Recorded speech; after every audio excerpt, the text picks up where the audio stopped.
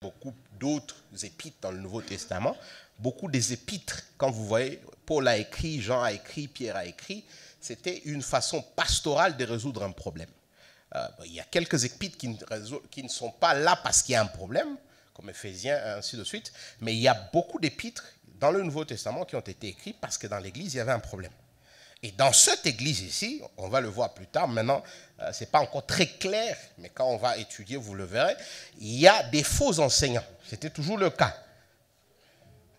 Donc c'est une lettre écrite pour les chrétiens, pour une assemblée chrétienne, et au sein des chrétiens, comme Jésus l'avait dit, qu'après lui, il y aura des gens qui seront des loups vêtus d'agneaux, de peau d'agneau. Il y a des gens qui vont venir, qui se tiendront là où moi je me tiens, mais qui vont enseigner des fausses choses. Des choses qui ne sont pas conformes à la doctrine que Jésus a enseignée. Des choses qui ne sont pas conformes à ce que les apôtres enseignaient.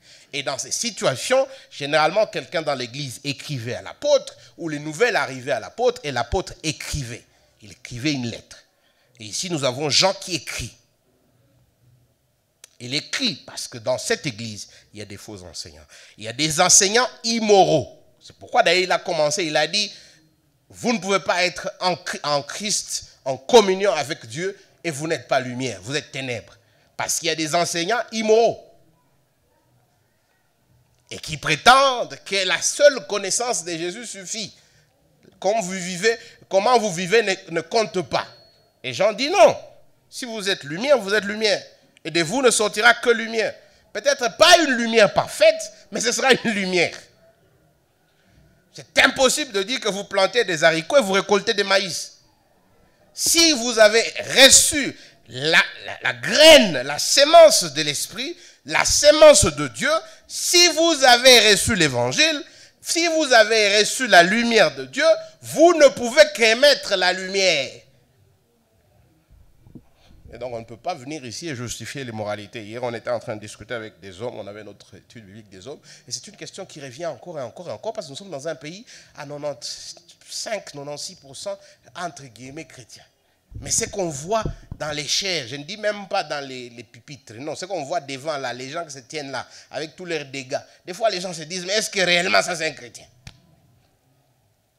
Les gens disent non, s'il est dans les ténèbres, il n'est pas lumière. S'il est dans les ténèbres, il n'est pas lumière. Il ne s'arrête pas là, il va plus loin. Il dit, s'il ne sait pas obéir à la parole de Dieu, il y a de fortes chances que cette personne-là se trompe, elle n'est pas sauvée. Il va plus loin, et c'est ce qu'on va voir aujourd'hui.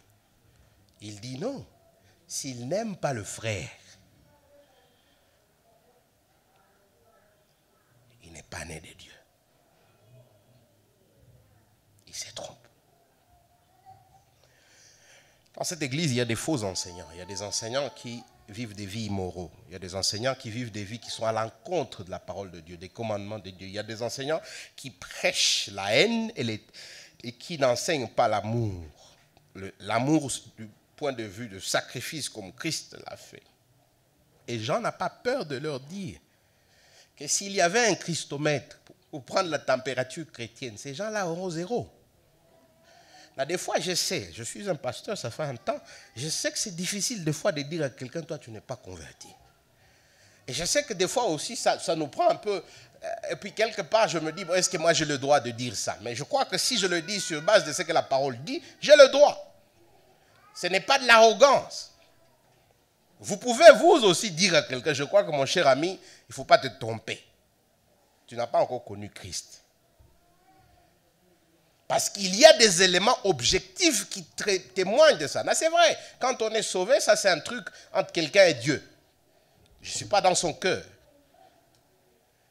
Et peut-être que c'est un jeune chrétien qui cherche encore à marcher ou à se retrouver. Mais on peut aussi regarder quelqu'un et lui dire clairement, sans arrogance ou quoi, que ce que tu fais là, mon cher, ça n'a rien de chrétien.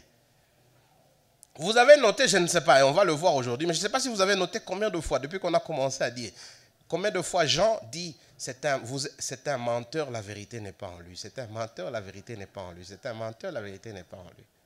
Il ne faut pas avoir peur. J'aime donner du réconfort aux gens. C'est peut-être pourquoi je fais ce que je fais. J'aime donner de l'espoir aux gens. J'aime leur dire que c'est possible, que Christ peut encore recommencer avec vous. Mais ça commence aussi par dire aux gens que non, j'ai une mauvaise nouvelle pour vous.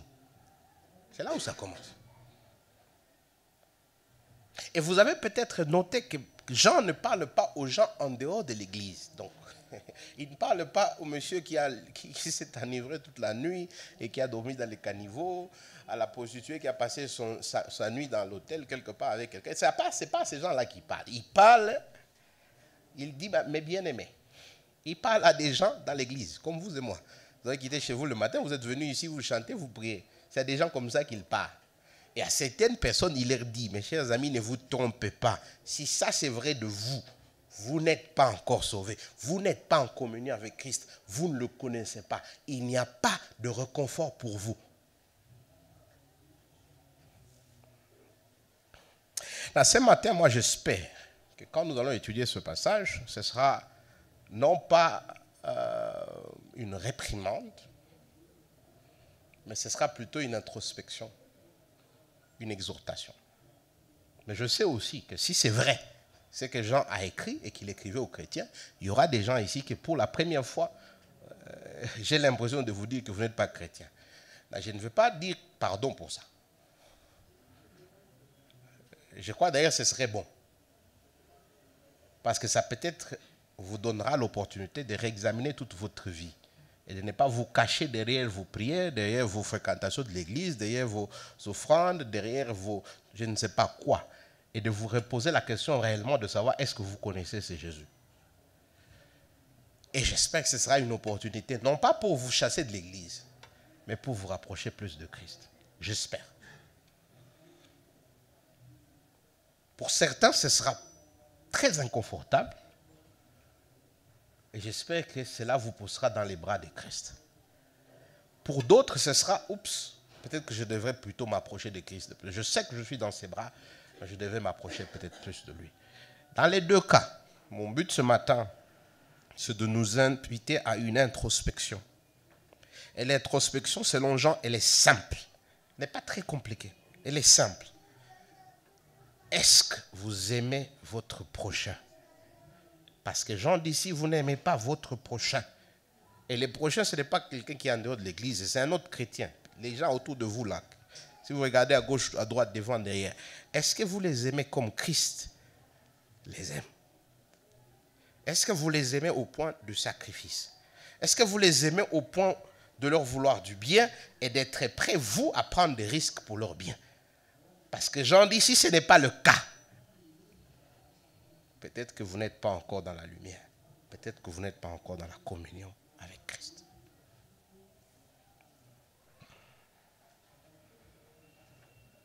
La première des choses qu'il nous dit, c'est ce que je veux vous dire ici, ce n'est pas nouveau. C'est ancien, mais en même temps c'est nouveau. Versets 7 et 8. Voici ce qu'il dit. Chapitre 2, versets 7 et 8. Bien-aimés. Vous avez encore noté, j'ai dit, il parle à l'église. Il ne parle pas aux païens. Bien-aimés, ce n'est pas un commandement nouveau que je vous écris, mais un commandement ancien que vous avez eu dès les commencements. Ce commandement ancien, c'est la parole que vous avez entendue. Toutefois, c'est un commandement nouveau que je vous écris. Ce qui est vrai en lui et en vous, car les ténèbres se dissipent et la lumière véritable paraît déjà.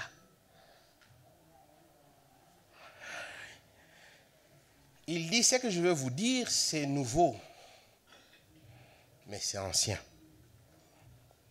En quoi est-ce que c'est ancien? C'est ancien parce que c'est la parole de Dieu. Et la parole de Dieu, elle est là depuis Genèse. La parole de Dieu, elle est là depuis le commencement. Jean chapitre 1, il dit au commencement était la parole et la parole était Dieu. Avant que le monde n'existe, il y avait la parole. Donc ce n'est pas quelque chose de nouveau dans le sens où ça n'a jamais existé. C'est quelque chose qui a toujours été là. Et qu'est-ce que cette parole dit? Elle dit les mêmes choses qu'elle dit aujourd'hui. Et donc ce que je veux vous dire, et il nous le dira plus tard, d'aimer le prochain, il dit c'est pas nouveau. Ça commence depuis. Je ne vais pas entrer dans trop de détails ici. Mais il y a lieu, si on avait beaucoup plus de temps, on n'a pas le temps, si on était dans une classe de théologie, on n'est pas dans une classe de théologie. Quand vous lisez ce passage, vous vous dites, mais si c'est ancien, c'est autant ancien que la terre, que l'univers. Au commencement était la parole était Dieu. Vous rentrez dans Genèse, faisons l'homme à notre image. Ah, ok. Ah, il parle de l'amour. Il parle de l'amour qu'il y a entre le Père, le Fils et le Saint-Esprit. Il parle de cet amour qui existe depuis les temps immémoriaux. Et c'est cet amour qui doit exister dans la communauté chrétienne. C'est de ça qu'il parle. Alors quand je rencontre mes amis témoins de Jéhovah et plusieurs qui réunissent la Trinité, je dis, il y a des choses que vous ne pouvez pas comprendre sur Dieu. Parce que l'aspect de l'amour qui doit exister dans la communauté chrétienne, vous ne pouvez pas la comprendre si vous n'avez pas un Dieu qui est amour. Et Dieu est amour envers qui, si ce n'est pas dans la Trinité, où il y a l'amour parfait.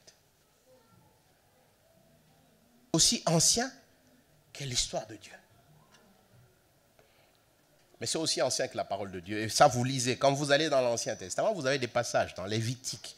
C'est bien écrit. Vous lisez Lévitique 19, 18. Non, on n'a pas le temps de le lire. Si ceux qui écrivent. C'est bien écrit. Il y a des gens qui pensent que, des fois, il y a des pasteurs qui disent, non, le Dieu de l'Ancien Testament, c'était un Dieu juge, et le Dieu du Nouveau Testament, c'était un Dieu d'amour. Je dis, est-ce que toi, tu as déjà lu l'Ancien Testament? Parce que dans Lévitique 19, 18, c'est bien écrit. Tu aimeras ton prochain comme... C'est bien écrit.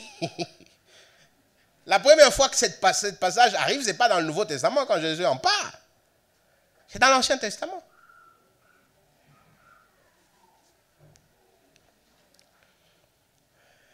C'est une ancienne réalité, c'est un ancien commandement qui existe. Mais c'est aussi nouveau. C'est nouveau pourquoi? Parce que quand Christ vient, il n'enseigne pas quelque chose de nouveau, mais il révèle cette vérité d'une nouvelle manière. Au point que Jean semble dire que c'est comme si c'était un nouveau commandement. C'est-à-dire que c'était une réalité qui existait dans l'Ancien Testament, mais c'est une réalité qui existe aussi dans l'Évangile aujourd'hui et la façon dont l'Évangile est préparé.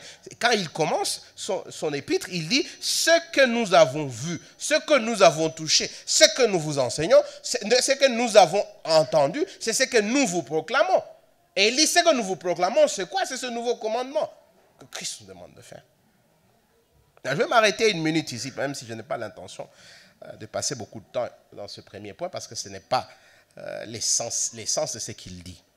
Notez d'abord la première chose, notez le lien entre les commandements anciens, nouveaux et la parole de Dieu.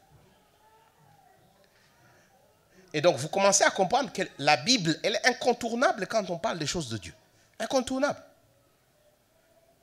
C'est ce qu'il nous dit. Verset 7, à la fin il dit, c'est la parole que vous avez entendue. Dans cette parole, il y a ce commandement qui est ancien et qui est nouveau. Et c'est dommage de voir qu'il y a beaucoup de gens qui veulent vivre la vie chrétienne en dehors de la parole de Dieu. Je ne dis pas la parole de Dieu telle que quelqu'un vient vous dire j'ai entendu de Dieu. Non, je parle de la parole écrite et finie. La révélation parfaite de Dieu, telle qu'il nous l'a confiée au travers ses prophètes et ses apôtres. Le livre que vous avez devant vos mains. Notez aussi que quand Hébreu nous dit que Dieu est le même hier, aujourd'hui et toujours, quand Malachie nous dit que je ne change pas, que Dieu ne change pas, en fait, ce qu'ils sont en train de nous dire, c'est que le Dieu de l'Ancien Testament, c'est le même Dieu du Nouveau Testament. Que ce que Dieu attendait de son peuple dans l'Ancien Testament, c'est ce qu'il attend de son peuple dans le Nouveau Testament. Que Dieu ne change pas et il n'a pas changé, ses attentes sont les mêmes. Envers son peuple, ses attentes sont les mêmes.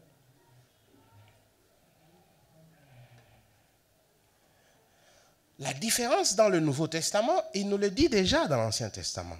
Dans Jérémie, chapitre 31, il dit « Je mettrai ma parole dans vos cœurs.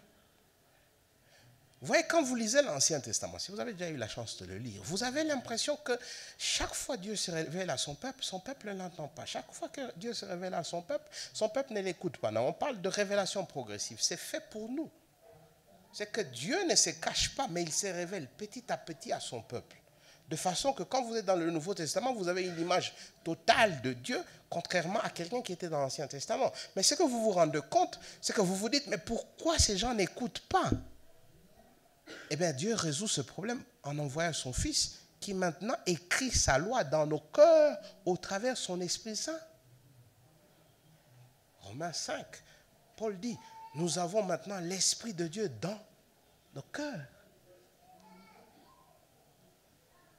Dans Jérémie chapitre 31, ils disent, en ce jour-là, je mettrai mon alliance dans leur cœur. Je mettrai ma parole dans leur cœur.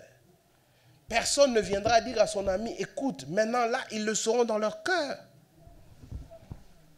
Et c'est ça la réalité de la nouvelle alliance. C'est pourquoi Jean semble dire, c'est un ancien commandement, mais c'est un nouveau. C'est l'ancien parce qu'on le connaît, le contenu est presque connu. C'est un nouveau parce que la réalité du nouveau, c'est que vous ne pouvez pas créer cette réalité en vous. Il faut que l'Esprit crée cette réalité en vous. C'est l'Esprit de Dieu qui écrit dans vos cœurs. C'est le fruit d'une transformation interne. C'est l'Esprit de Dieu qui crée en vous cet amour pour le prochain et vous pousse à l'amour. Et Jean dit, maintenant moi je regarde quels sont les fruits de l'Esprit en vous. Et quand je ne vois pas l'amour, c'est-à-dire que l'Esprit n'a pas créé cet amour en vous, c'est-à-dire que l'Esprit n'est pas en vous.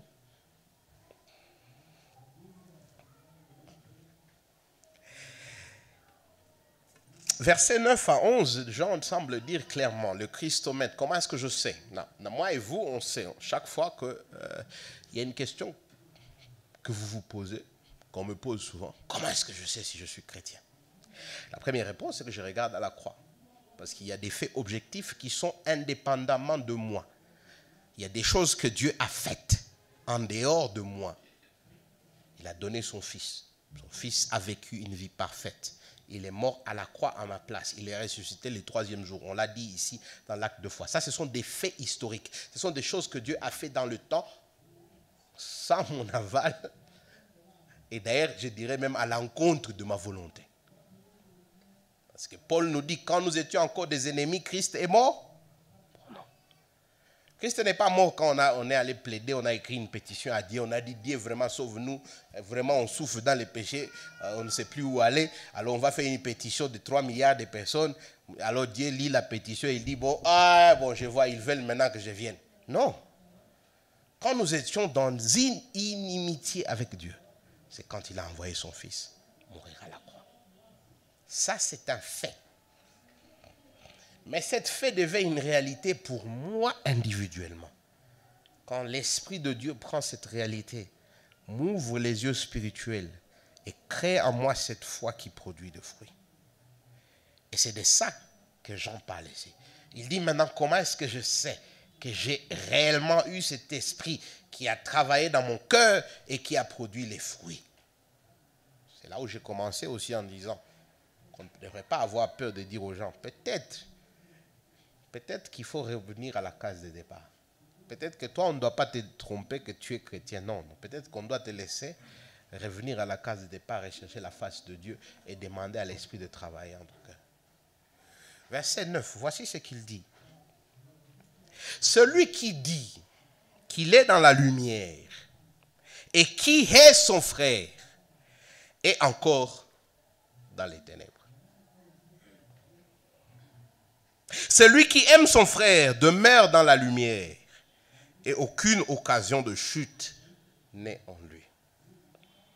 Mais celui qui est son frère dans les ténèbres, il marche dans les ténèbres et ne sait où il va parce que les ténèbres ont aveuglé ses yeux. Je ne pense pas que le verset 9 et le verset 11 nécessitent beaucoup d'explications. Le français est simple et clair. Le test est simple. Est-ce que tu aimes ton frère ou pas? Est-ce que tu les hais ton frère, quand je dis frère et sœurs, les femmes et les filles qui sont ici, vous allez m'excuser si je parle ainsi. Ou pas. Je pense qu'il n'y a pas des choses très compliquées là-bas. Verset 9, celui qui est son frère, est-ce qu'il est dans la lumière? Et la réponse est non. Quelle que soit ta raison et ta justification. Non, je ne l'aime pas parce qu'il sent mauvais. Oh, je ne l'aime pas parce qu'il est d'une tribu qui n'est pas la mienne. Oh, je ne l'aime pas parce que... Quelle que soit la raison pour laquelle tu ne l'aimes pas. Il dit ici, tu es dans les... Et si on remonte un peu plus, au chapitre 1er, verset 6, qu'est-ce qu'il dit? Si nous disons que nous sommes en communion avec lui et que nous marchons dans les ténèbres, nous mentons et nous ne pratiquons pas la vérité. Vous faites le lien entre le verset 6 et verset 10 du chapitre 1er et le verset 9 et le verset 11 du chapitre 2. Le lien, il est clair. Il dit, écoutez, tu aimes ton frère, tu es en communion. Aimer son frère égale être en communion avec la lumière. Haïr son frère égale être dans les ténèbres, égale ne pas être en communion avec Dieu. C'est simple. Maintenant, la question, elle est... C'est quoi aimer? Quand vous dites aimer, qu'est-ce que ça veut dire? Non, ce n'est pas très clair ici, mais je vais vous montrer des petites choses qui nous montrent ce qu'il veut dire. Rentrez au verset 6. Qu'est-ce qu'il dit au verset 6? Celui qui dit qu'il demeure en lui, c'est-à-dire en Jésus, doit marcher ainsi comme il, c'est-à-dire Jésus, a marché lui-même. Ah, donc qu'est-ce qu'il est en train de nous dire ici? Qu'au fait, que celui que nous devons imiter dans l'amour, refléter dans l'amour, ce n'est pas l'amour tel qu'on le voit à la télévision, ou dans les novellas, et je ne sais pas quoi, non. C'est l'amour de Jésus. C'est ça ce qu'il nous dit. C'est-à-dire que si nous marchons comme Jésus, alors nous allons aimer comme Jésus. C'est de cet amour qu'il parle. L'objet de cet amour, c'est mes frères, c'est mes sœurs, les membres, entre guillemets, de la famille de Dieu. Et quel est cet amour que Jésus a fait? Quel est cet amour que Jésus a démontré? Dans Jean, déjà, chapitre 3, le fameux verset que tout le monde connaît, Jean nous avait déjà dit, c'est quoi l'amour? Car Dieu a tant aimé le monde qu'il a fait quoi? Il a donné son Fils unique. L'amour implique le sacrifice, le don. L'amour de Dieu se démontre de la façon dont il offre au monde son Fils. Il offre son Fils à des gens qui ne méritent pas. Il offre son Fils à des ennemis. Mais il offre son Fils pour le bien des autres.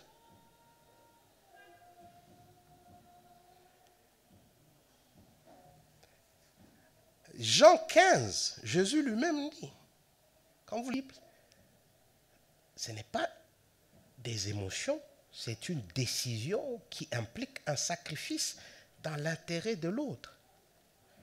Ce qui est vrai, moi et vous, on ne peut pas aimer comme Dieu parce qu'on ne peut pas se sacrifier pour sauver les autres du péché.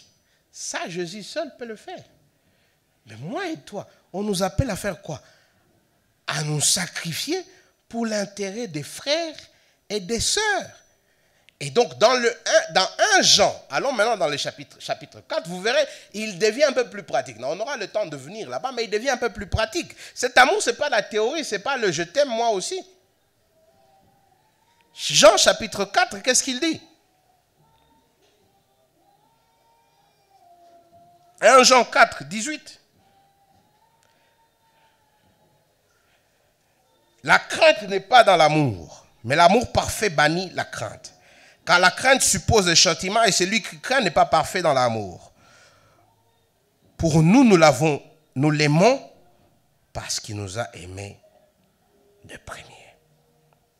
Si quelqu'un dit « j'aime Dieu » et qu'il haïsse son frère, c'est un menteur car c'est lui qui n'aime pas son frère qu'il voit comment peut-il aimer le Dieu qui ne voit pas? Et nous avons de lui dire le commandement que celui qui aime Dieu aime aussi son frère. Là, si vous lisez le chapitre 4, il est un peu plus riche. Jean est très clair. L'amour dont il parle ici, ce n'est pas un amour du type Roméo et Juliette, du type novelas, du type, je ne sais pas. Non, ce n'est pas de cet amour qu'il parle. Il parle ici de l'amour tel que modélé par Christ, démontré par la mort et la résurrection de Christ. Un amour qui suppose un sacrifice dans l'intérêt de l'autre. Un amour modélé à l'évangile. Il y a des différences entre la façon de Dieu d'aimer et notre façon à nous d'aimer. Moi, quand j'aime, toi, quand tu aimes, tu n'aimes pas pour sauver l'âme de l'autre. Seul Dieu peut faire ça. C'est pourquoi il a donné son Fils pour notre salut. Mais la similarité, ça implique toujours des sacrifices. Je fais quelque chose non pas pour mon intérêt, mais pour l'intérêt de l'autre. Et cette chose que je fais me coûte. C'est ça l'amour chrétien.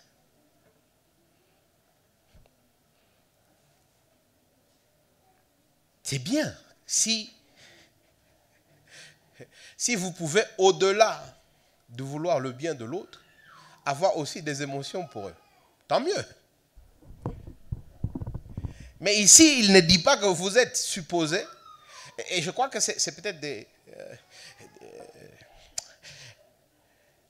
des erreurs qui sont dans nos têtes, des faux enseignements qui sont dans nos têtes. On pense que aimer quelqu'un veut dire le regarder, sourire et se sentir plus ou moins, comment je dirais, en très bonne disposition envers cette personne.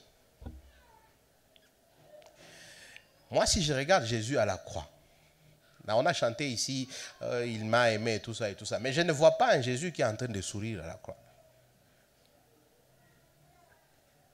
Et pourtant, la Bible semble dire que c'est la meilleure expression de l'amour se retrouve à la croix. Dans une famille chrétienne, il y aura des gens que vous aimez. Vous aimez manger avec eux, vous aimez parler avec eux, vous aimez discuter avec eux. Tant mieux. Dans une famille chrétienne, il y aura des gens qui nini. Quand tu parles avec lui, tu sens un peu, ok, Seigneur, aide-moi parce que je ne pense pas que je suis vraiment à l'aise ici. Mais ça ne vous dédouane pas du commandement de les aimer.